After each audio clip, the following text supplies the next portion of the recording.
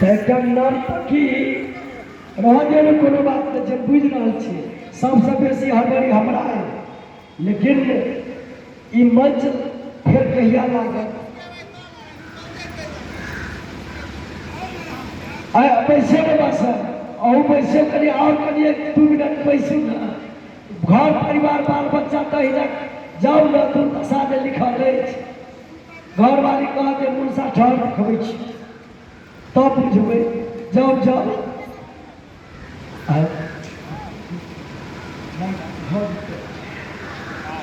ओमे का नटुआ नाच में गाना के जे बहुत गई थोड़ी रही हम कहे काट छटकावे छी तो नटुआ के जे बहुत गई थोड़ी रही वो भी बीत जाए। तो एक बाबाजी बोसरी वाला बाबाजी के नहीं देखलिए यो रुपया चढ़ल है वो गाना पर फकीर थे अपने और कते नीक लग गए जे 1 साल करीब कते दखिन है एहने बाबाजी रहे जे गौलकै जे नटुआ जे बहुत गई थोड़ी रही वो भी बीत जाए। तो जाड़ा के महीना रहे कम्बल जो ओढ़ने रहे वो बेचारा वही गाना पर जाकर वो दो दिन राजा रहे कोई समय मजलिस में राजा कहल के साला इस साधु को क्या हो गया है, देखिए जो इसको कपड़ा जाड़ा महीना ओढ़ के बैठा था कम्बल और कम्बल ला करके नटुआ को दे दिया, इससे इसको क्या हो गया। फिर जे घूमत घूमत फिर वही ठमेले जो बहुत गई थोड़ी रही वो भी बीत जाए। तो राजा के जो बेटा रहे से पितामरी जो ओढ़ने रहे से वो आपका दान को दिल के कल के साला ये साधु तो बोरा गया मेरा बेटा भी बोरा गया। फिर कोनो करी कहल के समय के अभाव से नहीं कही छी फिर अगर बेटी रहे बैसल वो निर्मल हार जो रहे सोना के वो आपका दो दिल राजा के दिमाग खराब हो 5 दिवसीय जो कहने छे से देखिए संत आइयो तक एबे करता बैसियो रखियो रखियो रखियो बैसियो कुर्सी लगा दो कुर्सी लगा दो ठीक है।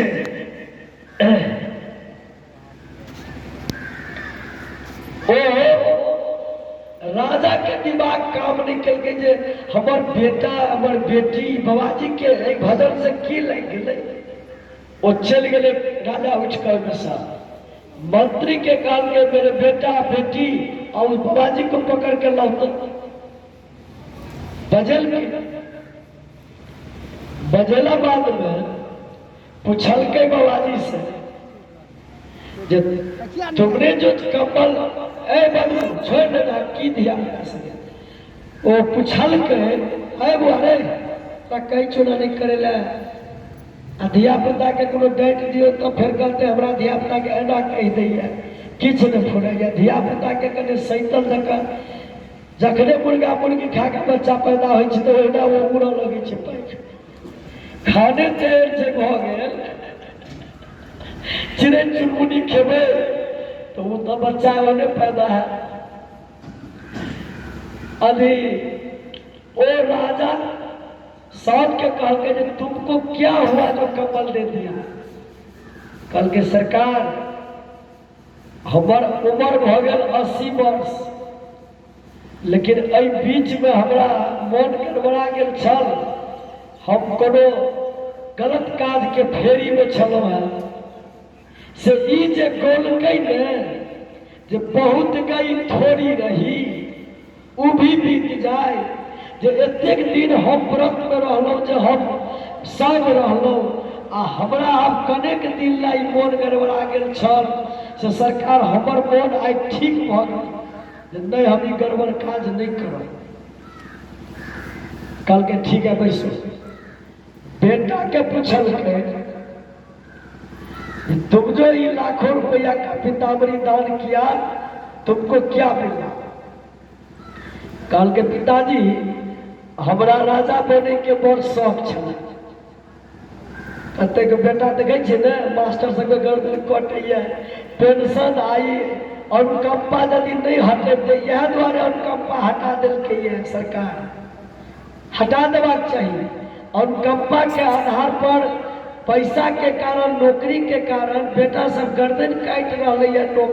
हम वही द्वारे कहले सरकारी नौकरी नहीं करो, बैंक चक्का खायब आई एते हम भरगर काज नहीं करब, कखन की हेतै नियत कहले रहत बड़ दिन नौकरी केलहुँ, बुझि गेलियै नौकरी की होइ छै, बुझि गेलियै। ओ कहलकै जे हमरा मोन छल जे आइ राति में हम अहाँके एक दू दिन में हम अहाँके गर्दन काटि दैतहुँ, अहाँ मरि जैतियै तऽ हमरा राजा बना दैते। तैं पिताजी ई जे गौलकै जे बहुत कई थोड़ी रही वो भी बीत जाए, जे हमर तो उम्र, हमारा पिताजी के उम्र तो अब बहुत बीत गए, कनेक दिन और रहता राजा, तकर बाद तो हमारे सबके मृत्यु है। बैसू से बैसू साहब, हमारे जैसे बड़े पिताजी एक दिन रह गया वो तो मरिए जाता, तो फिर हम ही ने राजा बनब, आ ताहि द्वारे हम पिताजी के गर्दन काटि देतहुँ। तैं पिताजी हम ओकरा दऽ देलियै, हमरा रोकि देलक, नहीं तो हम आगे 2-4 दिन में उड़ा देते। बेटी के पूछलकै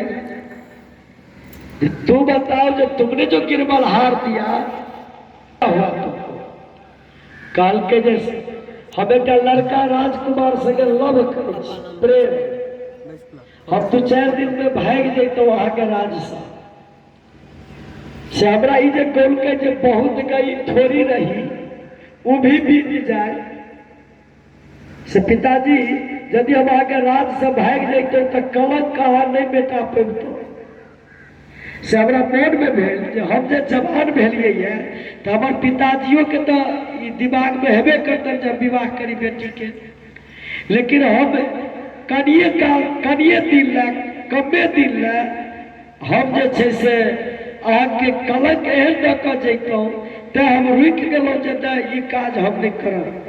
हमरा ई ज्ञान भऽ गेल जे पिताजी के हम एते कलंक अहाँ एना कऽ पोसलहुँ पाललहुँ, हमरा एते देख रेख प्रेम केलहुँ, आ हम अहाँके एहन काज कऽ लैतहुँ बड़का हमरा अधर्म होइते, तैं अधर्म काज से रोकि देला, तैं हम पिताजी दऽ देलिए गिरबल हार। बेटी के कहलकै जिस लड़का से तुम राजकुमार से प्रेम करती हो उसको बुलाओ, और राज में पूरा ढोलहो दिया दिलके, सारा जनता को कहो आने के लिए राज्यसभा में। राजा की कलक अपना बेटा के मुकुट पहना कर राजा बना दिलके, अब बेटी के जो लड़का से प्रेम करते रहे ओकरा से विवाह करा दिलके, अब साधु के संगे वो राजपाट छोड़ के कल के जिसके लिए हमारा खतरा होगा, क्यों इतना बड़ा बात करेंगे? खतरा के फेंक दिए, जो खतरा वाला बात हुआ प्रेम से जो नहीं बुझा तो खतरा वाला बात लग के हटा, तही में कल्याण है हमरा सबक। और अंतिम में हम बहुत देर से इंतजार करबै छल नेपाल राज्य के हमरा सबके आचार्य जे भारत के कोने कोने में जाइ छथि महात्मा उमा साहब, हम कहबै जे हमरा समाज के बीच अहाँ एलहुँ और अहाँ सब बहुत ज्ञान उपदेश के जाइत जाइत में किछु और दऽ कऽ हमरा सबके गाँव छोड़ दियौ साल।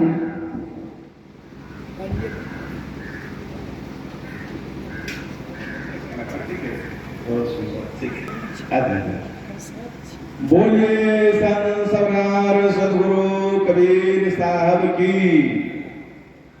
प्रातः स्मरणीय परम पूज्य संत सम्राट सदगुरु सतकवि मंच का मास्टर साहब अब हमरा सबके निमंत्रण अच्छा अहाँ समझिए अहाँ सब बड़ा फास्टिंग छै हाँ लेकिन हम रामेश्वर के से अहाँ उम्हर चल गेलिए हम गेल छलहुँ अहाँके हमरा संगे चलो तुरंत भोजन करे ला साहब मंच का अध्यक्षता कर रहे हमारे स्थानीय महात्मा हमारे रखबारी साहेब साध्वी हीरा जी साध्वी मीरा जी हमारे दाहिने साइड में महात्मा श्री मदन साहेब अन्य संत महात्मागण और सत्संग का ये अंतिम क्षण है।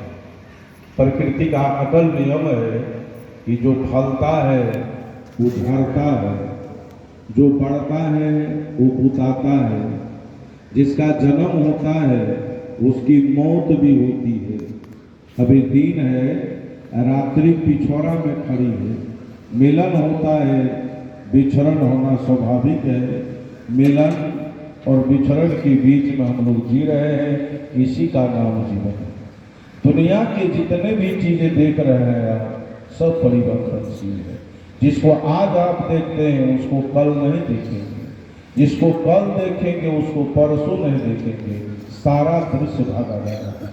मौसम को देखिए, कभी ठंडी पड़ती है, कभी गर्मी पड़ती है, कभी धूप कभी छाया, मौसम एक रस में नहीं रहता है।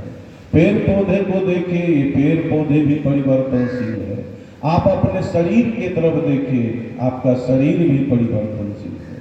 बाल्यावस्था का शरीर धीरे धीरे जवानी भी ढल रही है, पता नहीं चलता बुढ़ापा कहाँ से आ गया। सदगुरु कबीर साहब हिदायत करते हैं कि भमर उड़े बग बैठे आई, रैनो गई दिवसों चली जाए। हल हल कांपे बाला जीव, न जाने का कड़ी हो क्यों। कांचे बासन टिके न पानी, उड़ी गए हंस काया कुमलानी। कान उड़ावत भोजा पिरानी, काही कबीर ये कथा सिरा। लाक्षणिक अर्थ है। कबीर साहब की वाणी विशेष करके रूपक में हुआ करती है। रूपक देने में पूरे विश्व में दो महापुरुष सबसे महान हुए। उसमें एक नंबर में नाम आता है कबीर साहब का और दूसरा नंबर में नाम आता है कालिदास का। दोनों महान क्षेत्र में रूपक देने में महान हुए हैं। उसमें सबसे महान सदगुरु कबीर साहब हुए। रूपक में एक भामड़ा और एक बोगला का उदाहरण कबीर साहब पेश कर रहे हैं। भामरा जो होता है देखने में काला होता है और बोगला जो होता है देखने में उजला होता है। साहब कहते हैं भामरा उड़ गया और बगुलवा। भामरा का तात्पर्य है आपके माथा में जो काला केश है, साहब ने उसको भामरा कहा है।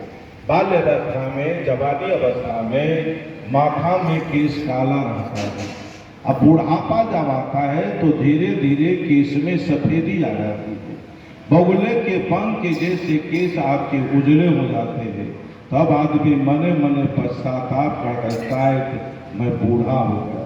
कोई भी आदमी बूढ़ा होना नहीं चाहता है, लेकिन प्रकृति पर वह चीज है, शरीर एक दिन ढीला ढाला हो जाता है, चमड़ी ढीली पड़ जाती है, आंख से दिखाई नहीं पड़ती है, कान से सुनाई नहीं पड़ते हैं, सारी इंद्रियां आपकी शिथिल हो जाती है।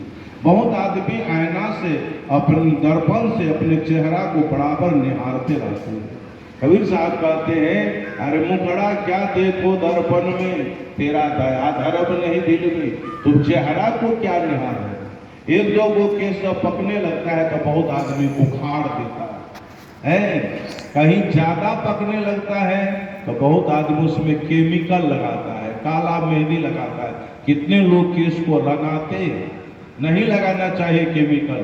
केमिकल लगाने पर जो 10 दिन में पकेगा वो 5 दिन में पक जाएगा। मैं देखता हूँ बाजार वगैरह में लिखा रहता है ब्यूटी पार्लर। एक लड़का से मैंने पूछा बेटा ब्यूटी पार्लर माने क्या होता है। सारी बात आप नहीं जानते हैं, इसमें लड़का लड़की को सजाया जाता है। लड़की भी खूब सजाती है। एक एक ब्यूटी पार्लर वाला एक लड़की को सजाने में 20-20 हजार 25-25 हजार रुपया लेता है। कबीर साहब ने बीजक में कहा है कि जही रंग दुल्हा ब्याह आए तेही रंग दुल्हीन नाचे हो। जिस रंग में दुल्हा आता है उसी रंग में दुल्हीन भी अपने आप को सजाती है। लेकिन एक दिन ऐसा होता है सब श्रृंगार आपकी उतार लिए जाते हैं। मरने के समय में सब श्रृंगार आपको उतार ले जाएंगे। अनेक प्रकार के गहना जेवर मेरी माता लोग पहनती है। माँ बहन के लिए जैसे पशु हरियरी पर दौड़ता है, माँ बहन के लिए गहना जेवर हरियरी है। रंग बिरंग के गहना से शरीर को, लेकिन अंतोगत्वा सब गहना उतार ली जाएंगे। हमारे भाई बंधु भी जब चलते हैं तो अपने कपड़ा के तरफ निहारते रहते, मेरा कपड़ा बढ़िया है कि नहीं। नील तीनों पालन चकाचक कर रहा है और एकदम लोहा से एकदम टन। बहुत आदमी आपको ऐसे मोड़ते भी नहीं है, कहीं कोटा का लोहा न कहीं टूट जाए। सदगुरु कबीर कहते हैं सब श्रृंगार आपके उतार लिए जाएंगे। हमारे उड़े बग बैठे आई रैनो गई दिवसों चली गई। आज एक कार्यक्रम की समापन है। कल आप कार्यक्रम में तो दृश्य को आप नहीं देखेंगे। समय कितना महत्व है। ये 5 दिन का जो समय था कितना बड़ा बलवान था, कितना महत्व रखता है इस समय। समय का बहुत बड़ा महत्व है। 3 चीजें किसी को इंतजार नहीं करते, समय, ग्राहक और मौत। समय किसी का इंतजार नहीं करता, ग्राहक भी किसी का इंतजार नहीं करता और मौत भी किसी की इंतजार नहीं करती। इसलिए ये 2 जबरदस्त चूहे आपकी आयु रूपी सिर को काटने में लगे। चूहा में भी एक ठो काला है, एक ठो उजला है। 2 गो चूहा है, एगो काला चूहा है, एगो उजला चूहा है। काला चूहा क्या है, उजला चूहा क्या है? तो काला चूहा है रात, रात काला होता है। उजला चूहा है दिन, दिन उजला होता है। ये अभी उजला चूहा का पार है। काला चूहा भी रेस्ट कर रहा है, काला चूहा फिर काटेगा तो फिर उजला चूहा रेस्ट में जाएगा। ये समय का बहुत बड़ा महत्व है। समय किसी का इंतजार नहीं करता। इसलिए सदगुरु कबीर साहब कहते हैं भमर उड़े लग बैठे आई रैनो गई दिवसों चली जाएगी। का बरसा जो कृषि सुखानी, अंग्रेजी में उसको कहा गया है आपका डॉक्टर। मरने के बाद डॉक्टर होगी, जब मर जाएगा तो डॉक्टर आकर के किसको याद करेगा। एक दिन की बात है, युधिष्ठिर जी महाराज राजगद्दी पर बैठे हुए थे। एक याचक चला आता है युधिष्ठिर कुछ याचना करने के लिए, कुछ मांगने के लिए। हम लोग के यहाँ भी कोई कुछ मांगने के लिए आता है तो हम लोग भी टाल देते, कहते जाए ना जी कल ले जाइएगा। उसी तरह युधिष्ठिर जी ने कहा जाओ ना जी कल ले जाना। संजोग से युधिष्ठिर जी के बगल में भीम बैठा है। वो याचक भी अपना चल दिया और युधिष्ठिर जी भी कह करके अपना अंतःपुर के तरफ चल देते। अंतःपुर कहते हैं हवेली को, अपना हवेली के तरफ चल देते हैं। लेकिन युधिष्ठिर जी के राज दरबार में एक ढोल टंगा रहा था।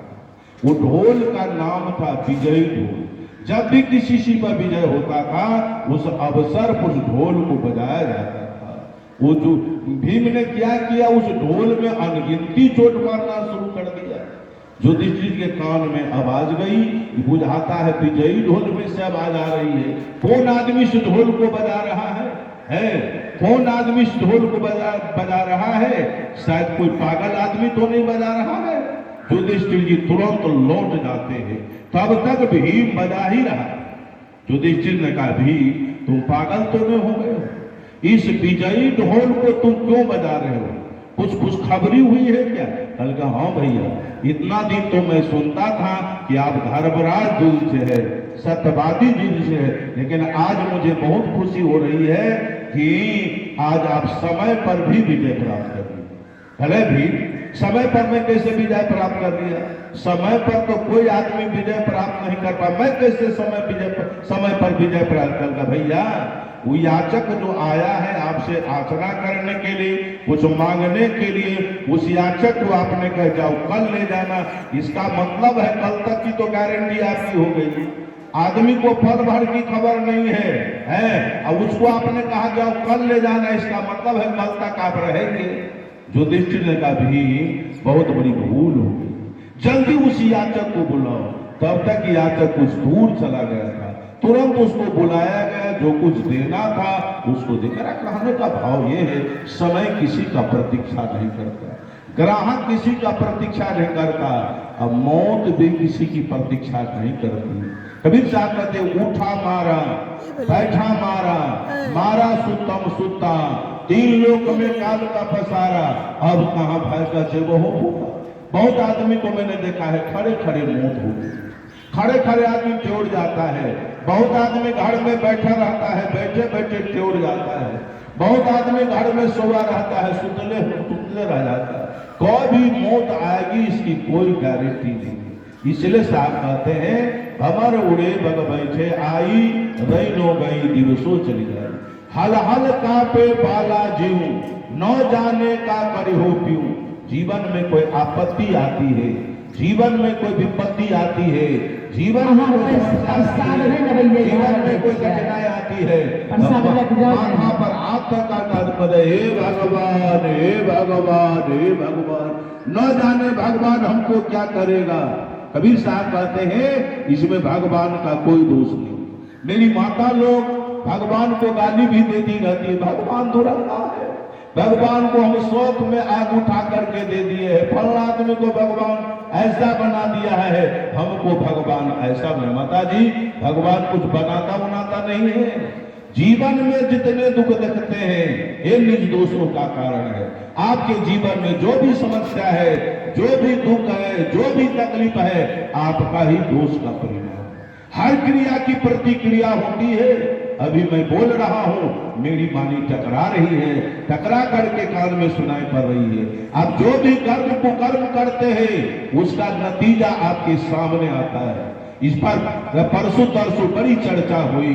कबीर साहब ने पुनर्जन्म को सिद्ध किया है, बहुत प्रमाण है। बीजक में साहब ने कहा, कहां ही कबीर पाछे पछतई हो, या घर से जब हुआ घर गई हो, राम भी नानर हुए है कैसा, बाट माज गोबरोला जैसा।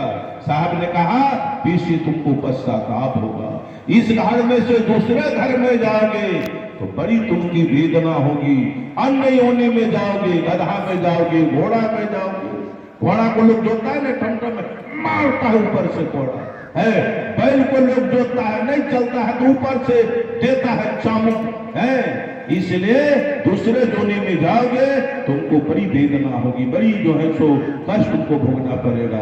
इसलिए कर्म का भोग आदमी को भोगना पड़ता है। और दुनिया के जितने दर्शन है सब दर्शन कर्म को मानते हैं।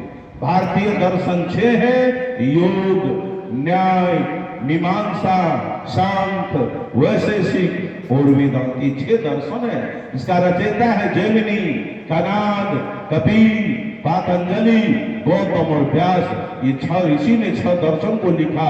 ये 6 दर्शन कर्म को मानता है। रामचरितमानस कर्म को मानता है, गीता कर्म को मानती है, सदगुरु कबीर साहब कर्म को मानते हैं। रामचरितमानस कहता है, काहू नहीं को सुख दुख करता था, निज कृत कर्म भोग सुख बढ़ाता। लखनलाल जी निषाद राज से कहते हैं कि सुख दुख का दाता कोई नहीं है, अपन किया हुआ कर्म ही मनुष्य को भोगना पड़ता है। भगवान कृष्ण चैलेंज करते हैं गीता में, हे अर्जुन अवश्य में भुक्तव्यम कृत कर्म शुभाशुभम ना भुक्तम क्षीयते कर्म कल्प कोटि सतैरपि। किया हुआ शुभ और अशुभ कर्मों का फल अवश्य ही भोगना पड़ता है, इसमें कतई संदेह नहीं। और कबीर साहब ने खूब कहा कि आपन कर्म न मेटो जाई, कर्मक लिखा मिटे धो कैसे जो जो कोटि सिराई।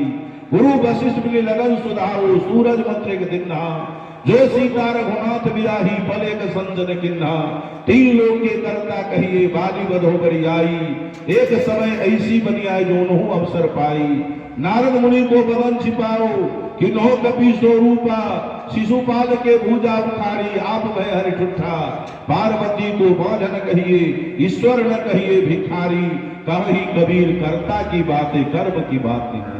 इसी बात को हमारे गायक लोग आते हैं प्रभाती के स्वर में कि कर्म गति कारे सो नाही टरी, मुनि वशिष्ठ पंडित ज्ञानी शोध के लगन धरी, सीता हरण मरण दशरथ के, बनहु में विपत्ति पड़ी, गर्भ गति तारे सुनाई करी। कहवा फंदा कहवा पारधी, कहवा मेरग चढ़ी, सीता को हरि ले गो रावण, सुवर्ण हो लंक जड़ी, गर्भ गति तारे सुनाई करी। नीच हाथ हरिचंद्र बिकाने, बलि पताल धरी, कोटि गाय दान करत राजा निर्ग, गिरगिट जोनी परी, करम गति तारे सुनाई करी। पांडव जिनके आप है सारथी, तिन पर विपत्ति परी, दुर्योधन के गर्भ घटाओ, जदुकुल नाश करी, करम गति तारे से। कबीर साहब वैज्ञानिक संपर्क सदगुरु थे। अंतिम पद में साहब ने विज्ञान का बात रखते हैं कि राहु केतु भानु चंद्रमा विधि संजोग परी, कहे कबीर सुनो भाई साधु, होनी हो के रही, परम गति तारे। इसका विश्लेषण नहीं करूंगा क्योंकि समय नहीं है, अंतिम बार है, इसलिए मैंने दो शब्द कहने के लिए साहब जी आग्रह किए कि कर्म का भोग आपको भोगना पड़ेगा। समय पाकर के राहु और केतु नाम का ग्रह है आकाश में, जो चंद्रमा को घेर लेता है, सूर्य को घेर लेता है। सूर्य में ग्रहण लगता है कि नहीं? क्यों ग्रहण लगता है? तो राहु और केतु दो जो ग्रह है आमने सामने हो जाता है तो सूर्य में ग्रहण लग जाता है, चंद्रमा में ग्रहण लग जाता है। आप गलत कीजिएगा तो दुनिया के लोग आपको माफ कर दे, प्रकृति आपको माफ नहीं करेगी, नहीं करेगी। इसका भोग आपका भोगना पड़ेगा, इसमें कतई संदेह नहीं है। कभी भी गलत काम आप न करें। ये कसाई एक गाय को पीछा करते जा रहा है, नील गाय होती ना, नील गाय को पीछा करते जा रहा है। एक महात्मा का आश्रम है, कुटिया है, महात्मा जी अपने आश्रम पर बैठे हुए थे। वह कसैया महात्मा जी से पूछता है, महात्मा जी इधर देखे हैं नील गाय गई है? महात्मा जी बोले नहीं, लेकिन हाथ से इशारा कर दिया, ऐसे कर दिए। वो कसैया जा करके गाय को मार दिया। संयोग होता है वो कसैया जो मर गया एक राजा के यहाँ पैदा लिया, राजा का लड़का हुआ। और गाय जो मर गई वो भी एक राजा के यहाँ लड़की होती है, एक राजा की लड़की राजा के यहाँ पैदा लेती है। और वो साधु जो गुजर गया, मर गया, वो साधु पंडित जी होता है। समय पा करके वो राजा के लड़का को राजा के लड़की के साथ शादी हो जाती है। सुहाग रात का दिन आता है, वो पंडित जी को बुलाया जाता है और संजोग होता है पंडित जी को लेट हो गया। पंडित जी को कहा कि यहीं पर रह जाइए पंडित जी, अब सवेर होगा तो जब रात्रि में कहाँ जाइएगा। पंडित जी को भी दलाल में अपना जो है सो आसन दे दिया है। और रात में वो लड़की अपने पति से मिलने के लिए जाती है। सुहाग रात की दिन है और देखते हैं पति गाढ़ी नींद में सोए हुए हैं। और राजा का बेटा था, वो तलवार देखता है, तलवार, वो तलवार निकाल करके वो लड़की सोचती है, देखते हैं अपना पति का कैसा तलवार है।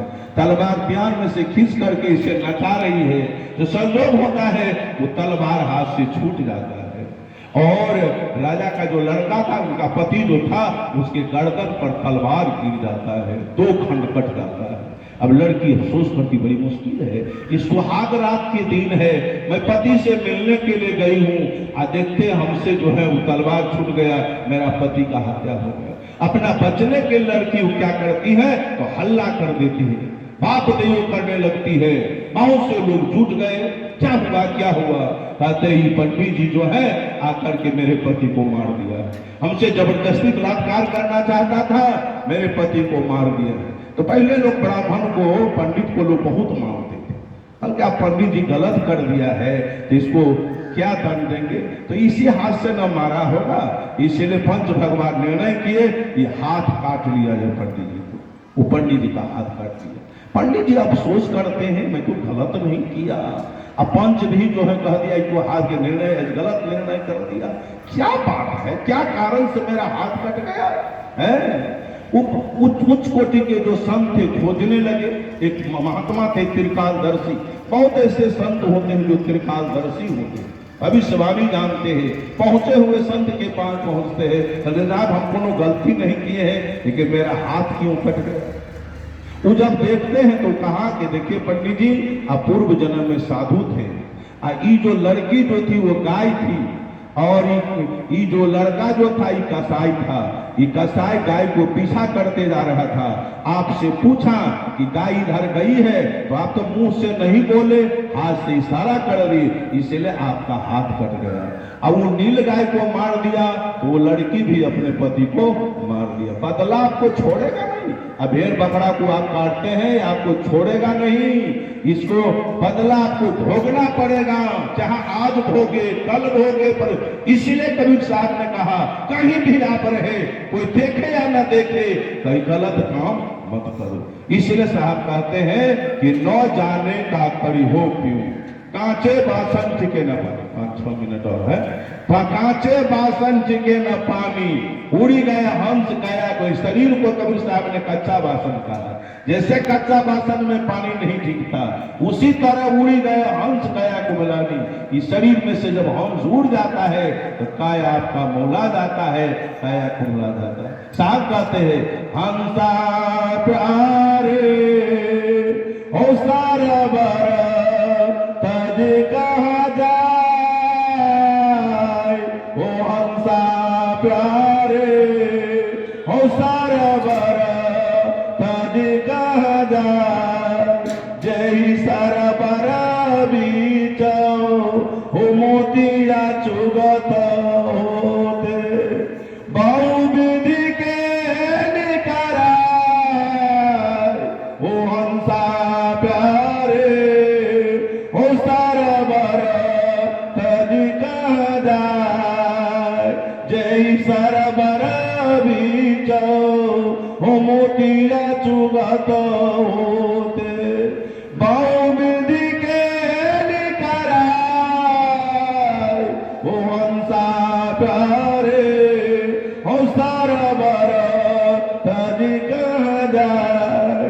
सूखे ताला हो पूरे निदल चारे, कामला गए कुमला ओ हंसा प्यारे हो सारा बारा तज कहा जाए। कोई कबीरा हो याब की बिछूरे, बहुरी मिलो कबया ओ हंसा प्यारे हो सारा बारा तज कहा। हंसा प्यारे, ये सरवर को पाकर के अब तुम कहां जा रहे हो?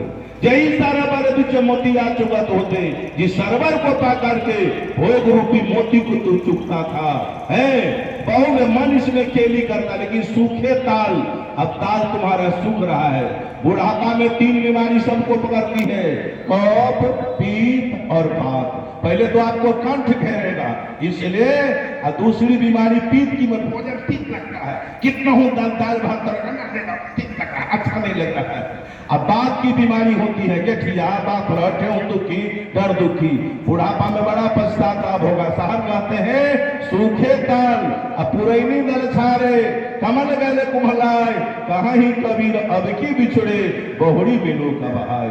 इसलिए साहब कहते हैं कागुरामत भुजा पिरानी, कहाँ ही कबीर ये कथा सिरानी। ये कबीर साहब का मुहावरा है। कागुरामत भुजा पिरानी का मतलब होता है आदमी पैदा लेता है, पैदा लेने के बाद जवान होता है, जवान होने के बाद शादी होती है, शादी होने के बाद बाल बच्चा पैदा होता है, फिर बाल बच्चा जवान होता है, वो बाल बच्चा को शादी विवाह निवाह प्रतिमाल करते धरते जीवन लीला आपका समाप्त हो जाता है। यही काम में जीवन भर किए है यार। साहब ने कहा कागुरावत भुजा पिरानी, कहा ही कबीर यह कथा सिरानी। तो बड़ा अच्छा काम हमारे रखवारी हुजूर किए हैं, जो 5 दिवसीय संत सम्मेलन का आयोजन किए, ये कार्यक्रम का अंतिम दिन, और बड़ा बढ़िया से आप लोग सहयोग किए और इस कार्यक्रम को सफल बनाए। कबीर विचार मंच की तरफ से आप लोग को कोटि कोटि साधुवाद है। ऐसे ही सत्संग में आवे, संत महात्मा के विचार को जीवन में उतारे। अब मैं सदगुरु से कामना करता हूँ कि सदगुरु हमारे राजेंद्र साहब की आयु लंबी हो, इनकी बाल बच्चा की आयु लंबी हो, जो समय समय से संत महात्मा को बुलावे, समाज की भी आयु लंबी हो, जो समय समय से संत महात्मा का सेवा सत्कार करे। कबीर विचार मंच की तरफ से सबको साधुवाद है। सर्वे भवन्तु सुखिनः। सर्वे सन्तु निरामयाः सर्वे भद्राणि पश्यन्तु मां कश्चित् दुख भाग भवेत्। सब सुखी हो, सब निरोग हो, सभी कल्याण लाभ करे, किसी के जीवन में कोई कठिनाई न हो, कोई बाधा न हो, कोई दुख न हो, कोई तकलीफ न हो। इन्हीं तन शब्दों के साथ देता हूं विराम अपने बातों में। धन्यवाद। साहिब बंदगी, साहिब बंदगी।